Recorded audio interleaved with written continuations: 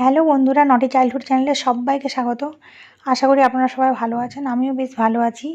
সকালবেলা ভগবানের কাছে প্রার্থনা করি ভগবানের হাত যেন ভালো মানুষদের মাথার উপর সবসময় থাকে। আজকে আমার ছেলে কি আবদার করছে শুনুন। মাম্মা, আমি না আজকে চিলি পনির খাবো। চিলি পনির খেতে অনেক ভালো লাগে, প্লিজ। আচ্ছা, আমি তোমাকে আজকে চিলি পনির বানিয়ে দেবো। পনিরটাকে আগে আমি ভালো করে ধুয়ে নিয়েছি, তারপর আমি একে করে ছোটো ছোটো করে কেটে নেব, কারণ আমার ছেলে মেয়ে ছোটো ছোটো পিস খেতে খুব ভালোবাসে। ওরা সাধারণত বড় পিস পছন্দ করে না, আর ছোটো ছোটো পিস করে কাটলে টেস্টও ভালো হয়, তাই আমি ছোটো ছোটো পিস করে কেটে নিয়েছি।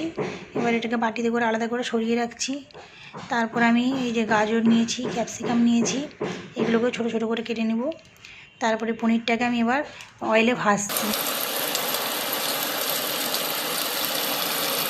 ননস্টিকে করলে অয়েল কম লাগে, অন্য দিনগুলোতে আমি ননস্টিকেই করি, কিন্তু আজকে কড়াইতে করছি। তার কারণ ভাই বোনে মিলে গতকাল ননস্টিকের যত জিনিসপত্র ছিল, বাটি ছিল ঘরে, সব জিনিসপত্র নিয়ে ওরা খেলা করছিল। এখন যে কোথায় রেখে দিয়েছে এখন খোঁজার টাইমও নেই, তাই বলে আমি এখন কড়াইতে করে নিচ্ছি। রসুনটা ছাড়িয়ে থেঁতো করে রেখেছিলাম, ওটা তেলের উপর দিয়ে ওটাকে নাড়াচাড়া করে নিলাম। তারপর কেটে রাখা সবজিগুলো সব একে একে করে তেলের উপর দিয়ে ওই লবণ দিয়ে নেড়ে ওটাকে ঢাকা দিয়ে দিই। আর একদিকে আমি কাঁচা লঙ্কাকে কেটে ছোটো ছোটো করে রেখেছি, আর ওর সাথে কসুরি মেথি ওটাও অ্যাড করব। এটা দেখবো যখন নরম হয়ে যাবে গাজরগুলো, তখন কসুরি মেথি আর আমি কাঁচা লঙ্কা এর সাথে দিয়ে দিব। হালকা করে কসুরি মেথিটাকে তেলে একটু ভেজে নিতে হবে। সাইড করে সবজিগুলোকে সাইড করে আমি ওটাকে হালকা করে ভেজে নেব। তারপর এই যে একসাথে কসুরি মেথি আর লঙ্কা দিয়ে দেবো।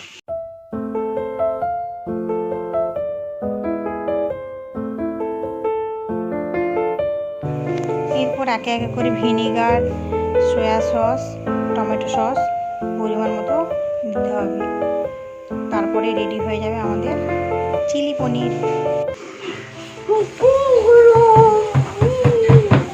কি হয়েছে বাবু? পনিরটা গরম আছে? আচ্ছা, আমি ফু দিয়ে দেবো, ফু দিয়ে দেবো আস্তে আস্তে করে। আচ্ছা,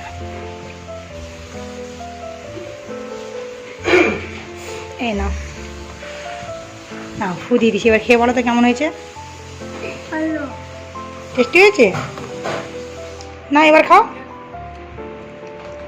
এই না, ঠান্ডা হয়ে গেছে, আমি ফু দিয়ে দিচ্ছি। এবার হাঁ করো।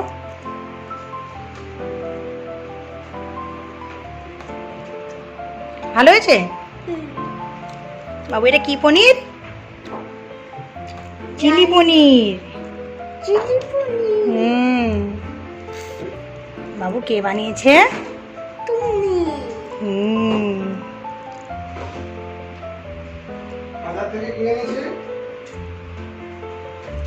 বাবা পড়ে যাবি, আস্তে আস্তে। আমার এই ব্লগ আমি এখানেই শেষ করছি বন্ধুরা। পরের দিন আবার নতুন ব্লগ নিয়ে দেখা হবে। যদি আমার এই ব্লগটি আপনাদের ভালো লেগে থাকে তাহলে লাইক ও সাবস্ক্রাইব করে দেবেন প্লিজ। তবে আজকের মতো চলি।